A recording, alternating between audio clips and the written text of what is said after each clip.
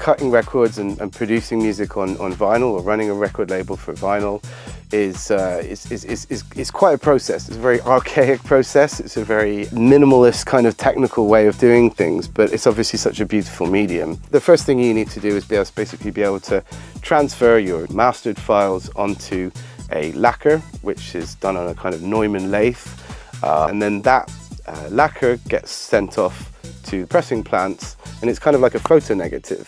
So it creates a negative to be duplicated, and you get many copies off the back of that.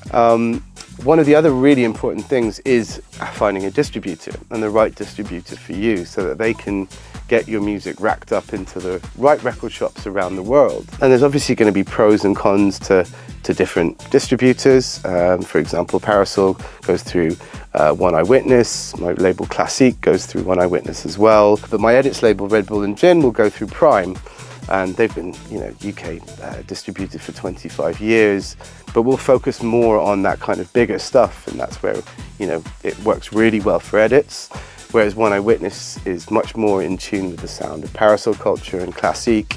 And they're based in Holland. But they'll get it into all the right record stores like Technique in Tokyo, and everywhere in Europe that we want to be racked up in. That distributor relationship is extremely important, as well as going down and dropping copies off to record shops that might not buy from a distributor, and therefore you can do what's known as an SOR, sell or return.